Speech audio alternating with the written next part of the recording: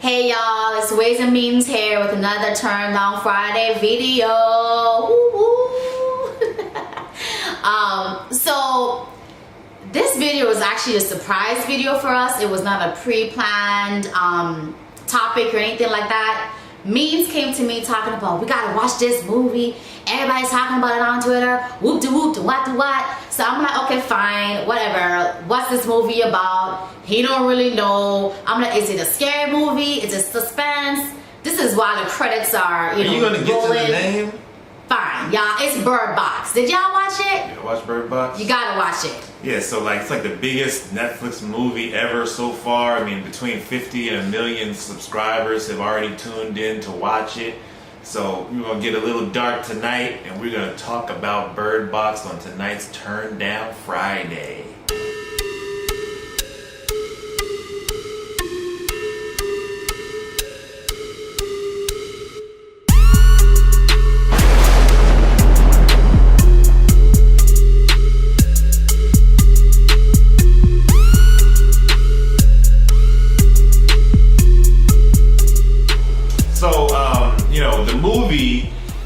I had no idea what to expect. I didn't know if it was sci-fi or horror or what. But one thing I did get to really know and understand is that this movie has major mental health underpinnings. So it all the way throughout. And we watched a couple of reviews so far, right? Yeah. But people didn't really take it to that angle. I mean, to me, the mental health influence of the movie was inescapable.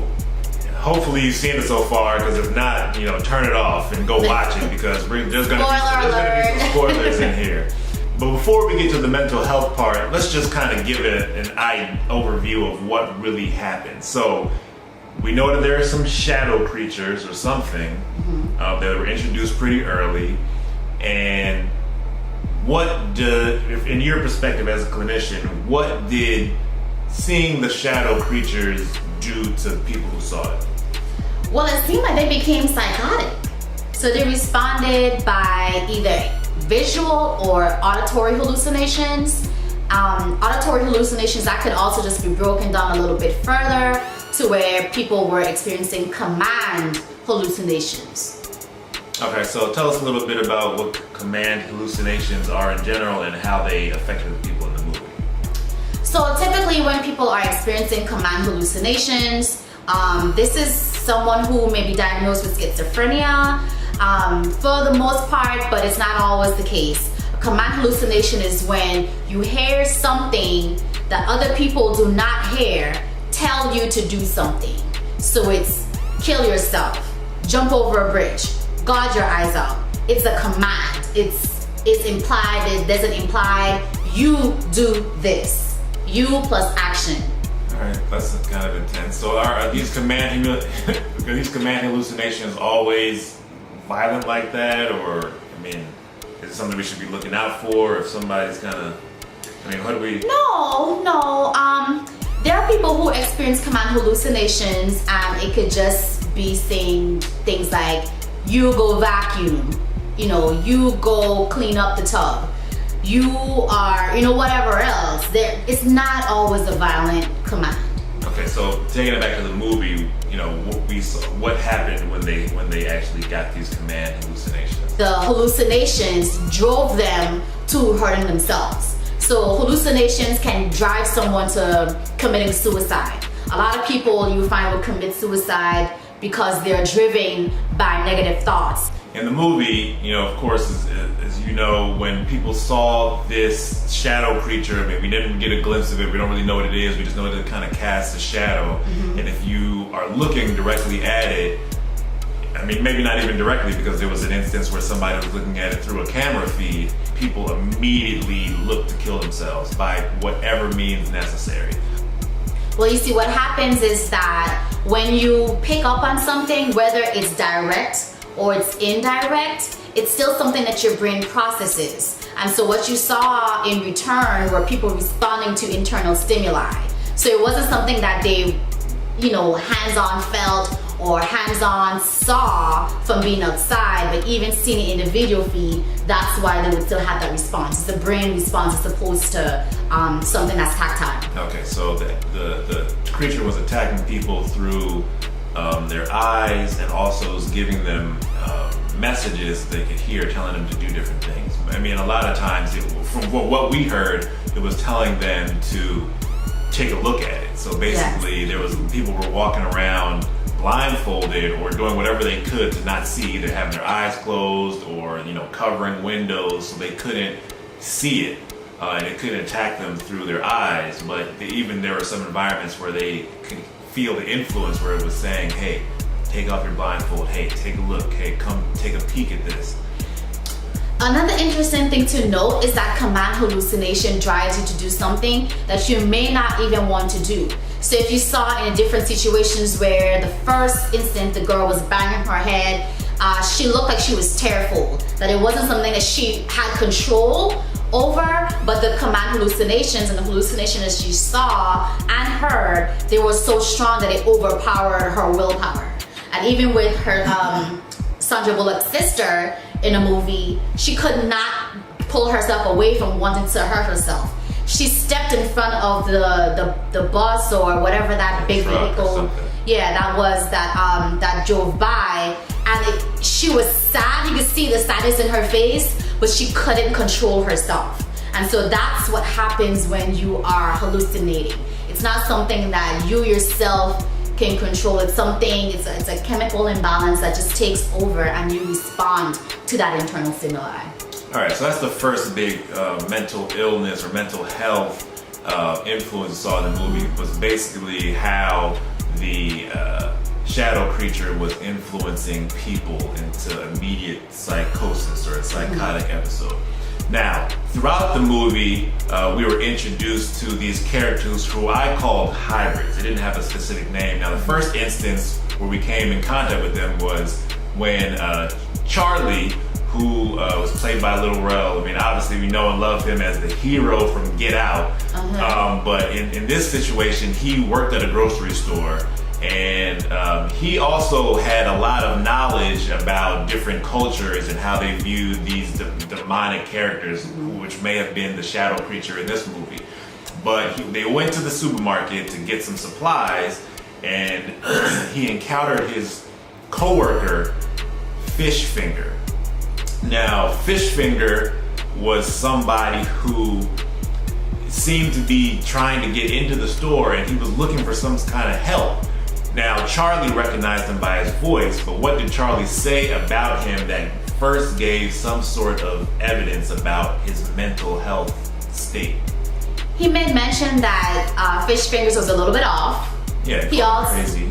He also mentioned that he spent some time in prison, and he was released. So that was about all the information we got on him, but what we did know that he was trying to get Charlie, once Charlie saved the group by knocking Fish Finger back out into the loading dock, he was telling Charlie, hey, Charlie, you need to take a look at this. It's beautiful. Take a look at it. And then, so that was the first instance. And then a little later, we're introduced to a character named Gary. Oh, Gary. My goodness, Gary. So this guy, Gary, comes to the house where everybody was staying and holed up trying to wait for this whole thing to pass. He comes in through Olivia, who lets him in. Now, Olivia is a pregnant woman, as Sandra Bullock is also pregnant. So they're pregnant together, and they're both living in this house. She lets him in the middle of the night, and everybody's kind of confused, not knowing what's going on. But he tells him the story about how he had been elsewhere, and this group of people came from Northwood. Now, we were told then that Northwood was an institution for the criminally insane.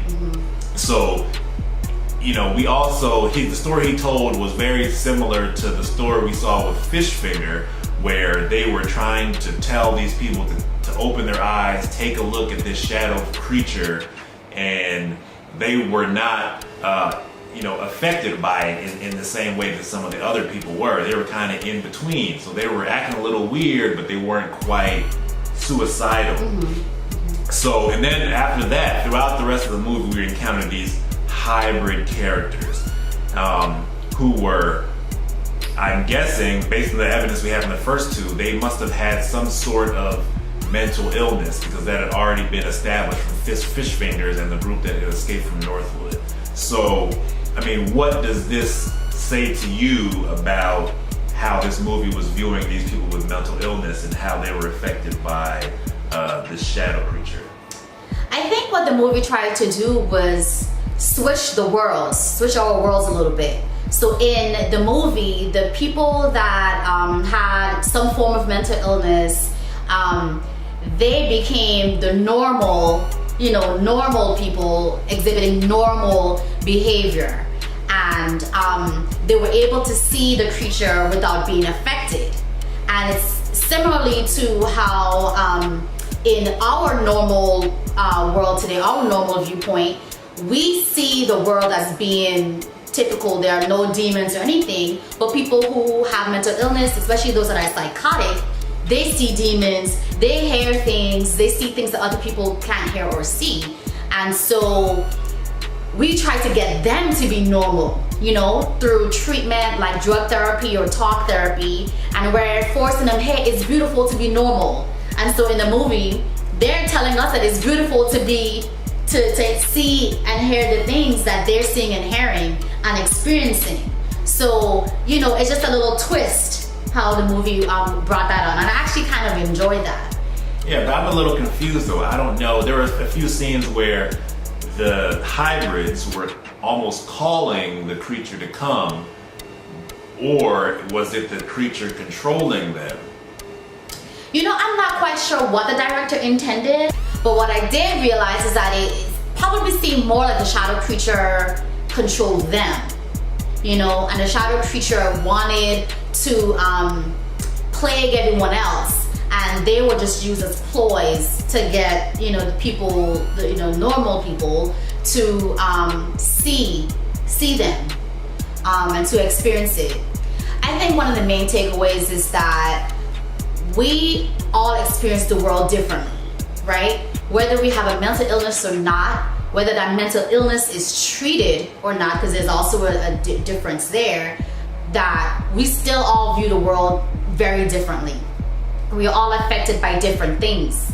And the people the way that they commit suicide, it was all different. It wasn't no one set way that people hurt themselves. So we are all affected by the same stimuli in different ways. From what Charlie said, the demonic spirits, they fed off of your worst fears. So our fears are built on whatever traumas you've experienced. What I feel like the sense is, or the consensus is of the movie, is that we have to be sensitive to the way that people respond to this stimuli and not force people to see things and feel things the way that we experience them. For me, a major takeaway for me is the way that the people who were the hybrids, who were, I guess, known to have some sort of mental illness themselves, it wasn't specified. Obviously you said, based on your expertise, it seemed very similar to schizophrenia, or just some person who may be experiencing psychosis through whatever their condition is. Or mania. Mania. So the way that they were all about trying to get people to see this shadow creature, it just says to me that it was a cry for help by the creator of this, to say that, hey, people who have these conditions that we use to separate them and make them like the lowest part of society, these people just really want us to understand what it's like to be them. They want us to see and really seek to understand what it is they're going through, rather than judge them, rather than try to put them in these crazy therapies and experiments. All throughout history, they've tried so many different violent, dangerous treatments to get people who are mentally ill to just seem like everybody else. So, that was my main takeaway. Hopefully we didn't give away too much, or hopefully we actually gave you something a little more to think about. This was a really deep movie, I thought. It's also a quality movie. Mm-hmm. It's entertaining. It's not just like artsy-fartsy, philosophical, but I think that if you watch it multiple times, you'll get something a little different every time you watch it, when you take into account all the details of what's happening. So, we thought it was a good movie. You thought it was a good movie, right? I thought it was a good movie. And one of the black people lived till the end. Hey! Who? The black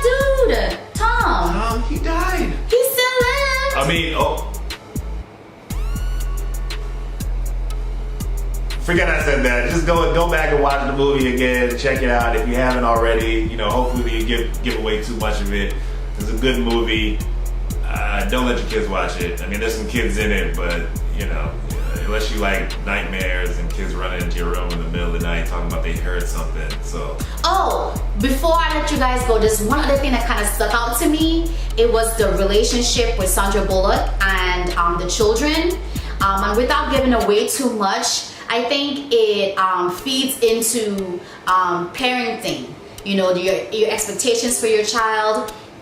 You see her struggle with the children not listening to her or following directions, or thinking they heard one thing when she really said another, because they too were hearing the voices from the shadow creatures. So it's really, really interesting. You have to take a look at it if you haven't seen it before. I don't want to say too much, but definitely we've said too much. We've said too much. But that makes you think about something even further. Influences. Just influences from all over. Like there's people, there's voices.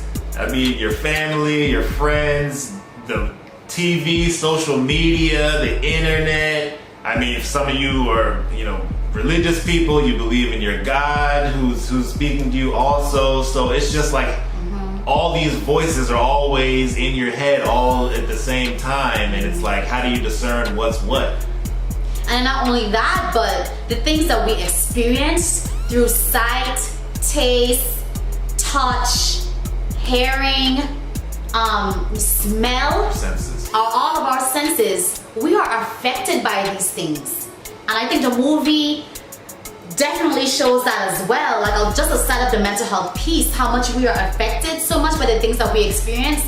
And so it's always wise to be careful what you expose yourself to, because the more that you experience or expose yourself to certain things, the more that you will be inclined to do certain things. I did watch the other Netflix show, 13 Reasons Why, and I remember there was a lot of controversy around that time with the parents saying, you know, we have impressionable kids. You're marketing this show to kids, and it's about suicide. Like, what if they're watching without that context? I mean, what might it lead them to do? And I think the images in this movie are striking. They're startling, especially where, you know, watching people just commit suicide in all different kinds of ways. It's like they just have to have it.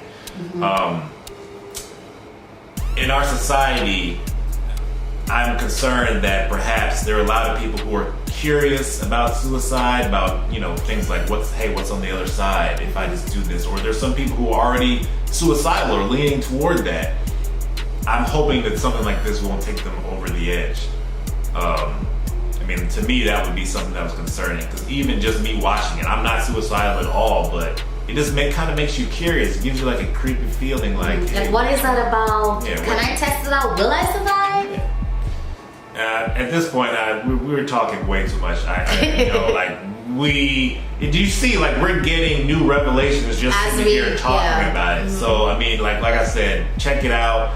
Let us know what you think. Comment down. You know, let us know what you think about the angle we saw it in, and just talk about how it influenced you. We'd love to hear from you. Otherwise, you know, give the video a like, subscribe to our channel. We got more good content coming, and we will see you guys later, unless Waze here has any other comments. We're gonna drop the link to the suicide crisis line in the bottom, so please click that and make the phone call. It's free, 24 hours availability if that's something that you need. We take it seriously. Man, we ended up so far from where we started. All right, y'all. We'll see y'all. Have a good weekend.